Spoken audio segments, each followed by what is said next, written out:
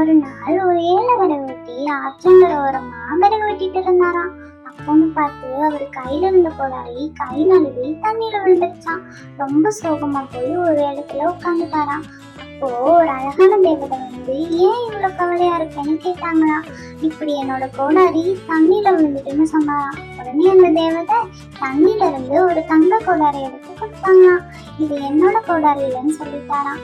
மறுபடியும் ஒரு வெள்ளி கோடாரி எடுத்து கொடுத்தாங்களாம். அதுவும் என்னோடது இல்லைன்னு சொல்லிட்டாராம். கடைசியா ஒரு இரும்பு கோடாரி எடுத்து கொடுத்தாங்களாம். இதுதான் என்னோட கோடாரின்னு ரொம்ப சந்தோஷமா வாங்கிக்கிட்டாராம். இத பார்த்த அந்த தேவதை அவரோட நேர்மைக்கு பரிசா அந்த 3 கோடாரியுமே அவர்கிட்டயே கொடுத்துட்டாங்களாம். இதுல இருந்து நமக்கு என்ன தெரியுது? எப்பவுமே நேர்மையா தான் இருக்கணும். நேர்மையா இருந்தாதான் நமக்கான பரிசு நமக்கு கிடைக்கும். ஒரு சின்ன கிராமத்துல அருண்கிற ஆடு மேய்க்கிற பையன் இருந்தானா. ஒரு நாள் ரொம்ப போர் அடிக்குதுன்னு அருண் கிராமத்தார்கிட்டலாம் ஒரு விளையாட்டு விளையாட முடிவு பண்ணான்.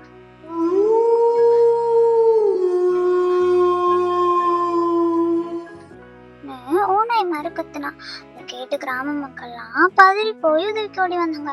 அங்க வந்து பார்த்தா அங்க ஓனாயே இல்ல. இது வெறும் ஜோக்குன்னு சொல்லி அருண் சிரிச்சான். இப்படி போய் சொல்லாதன்னு அருணை திட்டிட்டு போயிட்டாங்க. அதை கேட்காம அருண் மறுபடியும்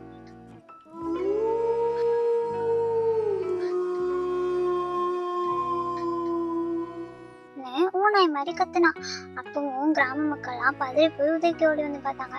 அங்க வந்து பார்த்தா அங்க ஓனாயே இல்லை. இப்படி போய் சொல்லாதுன்னு சொல்லியிருக்கோம்லன்னு திட்டிட்டு போயிட்டாங்க. ஒரு நாள் உண்மையாவே ஓனாய் வந்துருச்சு. அருண் ஓனாய் ஓனாய்னு கத்துனான். ஆனா அப்ப யாருமே உதவிக்கு வரல. அருணும் ஆடுகளும் பயந்து ஓட ஆரம்பிச்சாங்க. அப்ப அந்த அருண் ஒரு பாடத்தை கத்துக்கிட்டான். இனிமே பொய்யே சொல்லக்கூடாது, உண்மையை பேசுறவங்களதான் எல்லாருமே நம்புவாங்கன்னு புரிஞ்சு. ஒரு வெயில் காலத்துல எறும்பு ஒண்ணு குளிர்காலத்துக்காக உணவெல்லாம் சேகரிச்சுட்டு இருந்துச்சு. ஆனா அதே நேரத்துல வெட்டுக்கிளி வந்து குளிர்காலத்தை பத்தி கவலைப்படாம சந்தோஷமா விளையாண்டுட்டு இருந்துச்சு. அது மட்டும் இல்லாம அந்த வெட்டுக்கிளி எறும்பு கிட்ட வந்து கேட்டுச்சான், நமக்குதான் இப்ப சாப்பிடறதுக்கு உணவு இருக்குல்ல, அப்புறம் ஏன் இதெல்லாம் சேகரிச்சிட்டு இருக்க அப்படின்னு கேட்டுச்சான். அதுக்கு அந்த எறும்பு சொல்லிச்சான், கோடை காலத்துல நமக்கு என்னதான் போதுமான அளவு உணவு இருந்தாலும் குளிர்காலத்துல நமக்கு உணவு கிடைக்கிறது ரொம்ப கஷ்டம், அதனாலதான் நான் சேகரிக்கிறேன் அப்படின்னு சொல்லிச்சான். அடுத்து கொஞ்ச நாள்ல குளிர்காலமும் வந்துச்சு. அந்த நேரத்துல இந்த எறும்பு தான் சேகரிச்சு வச்ச உணவோட தன்னோட வீட்டுல பாதுகாப்பா வாழ்ந்துச்சு. ஆனா இந்த வெட்டுக்கிளிக்கு உணவே கிடைக்காம ரொம்ப கஷ்டப்பட்டுச்சான். அப்பதான் இந்த வெட்டுக்கிளிக்கு ஒண்ணு புரிஞ்சதா, எதிர்காலத்தை திட்டமிட்டு முன்னாடியே சேகரிக்க வேண்டியது எவ்வளவு முக்கியம்னு. இந்த கதையில இருந்து நம்ம தெரிஞ்சுக்க வேண்டியது என்னன்னா, நம்மளோட சேகரிப்பு எதிர்காலத்துக்கு கண்டிப்பா உதவியா இருக்கும். அது மட்டும் இல்லாம நம்மளோட கடின உழைப்புக்கு கண்டிப்பா ஒரு பலன் கிடைக்கும். ஒரு நாள் காட்டுல வாழ்ந்துட்டு இருந்த சிங்கம் ஒண்ணு நல்லா தூங்கிட்டு இருந்துச்சு. அப்போ அந்த பக்கமா போன எலி சிங்கம் மேல ஏறி விளையாட ஆரம்பிச்சிருச்சு. அதனால தூக்கத்துல இருந்து எந்திரிச்ச சிங்கம் அந்த எலிக்கிட்ட ரொம்ப கோபப்பட்டுச்சா. அதுக்கு பயந்து போன எலி சிங்கத்துக்கிட்ட, நான் தெரியாம பண்ணிட்டேன், என்ன மன்னிச்சு விட்டுங்க அப்படின்னு கேட்டுச்சான். அது மட்டும் இல்லாம, இப்ப என்ன மன்னிச்சு விட்டீங்கன்னா உங்களுக்கு உதவி தேவைப்படுற காலத்துல நான் உங்களுக்கு கண்டிப்பா உதவியா இருப்பேன் அப்படின்னு சொல்லிச்சு.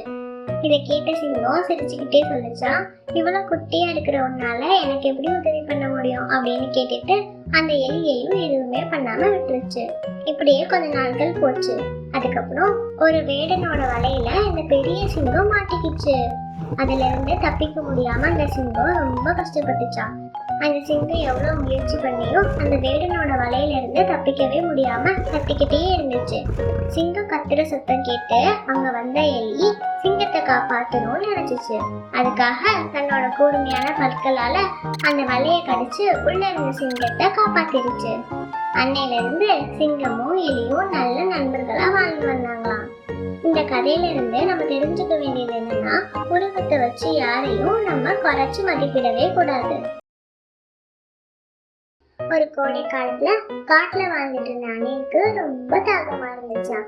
அது தன்னோட தாகத்தை தீர்த்துக்கிறதுக்காக காடு முழுக்க தண்ணியை தேடி அலைஞ்சது. அப்போ அதோட கண்ணுக்கு ஒரு நீரோடை தெரிஞ்சது. அந்த அணிலும் தண்ணி குடிக்கிறதுக்காக அந்த நீரோடை கிட்ட போச்சு. ஆனா அந்த அணில் தண்ணி குடிக்க முடியாத அளவு அந்த நீரோடை ரொம்ப ஆழமா இருந்துச்சான். என்ன செய்யறதுன்னு தெரியாத அந்த அணிலும் ரொம்ப சோகமா அங்கேயே நின்றுட்டு இருந்துச்சான். அப்போ அந்த பக்கமா வந்த அழகான மான் ஒண்ணு இந்த அணில் கிட்ட ஏன் சோகமா நிக்கிறேன்னு கேட்டுச்சு. அந்த அணிலும் நடந்ததெல்லாம் அந்த மான் கிட்ட சொல்லிச்சான். அதை கேட்ட அந்த மான் கொஞ்ச நேரம் யோசிச்சுட்டு தன்னோட தலைய நீரோடைக்குள்ள விட்டு அதோட கொம்புகளால தண்ணியை எடுத்து அந்த அணை இருக்கிற பக்கமா தெளிச்சது. அதனால அந்த அணிலாலையும் தன்னோட தாகத்தை தீர்த்துக்க முடிஞ்சது. தாகம் தீர்ந்த அந்த அணில் அந்த மானுக்கு நன்றி சொல்லுச்சு. இந்த கதையில இருந்து நம்ம தெரிஞ்சுக்க வேண்டியது என்னன்னா, மற்றவங்களுக்கு உதவி தேவைப்படும் போது அது எவ்வளவு சின்ன உதவியா இருந்தாலும் சரியான நேரத்துல நம்ம செய்ய வேண்டியது அவசியம்.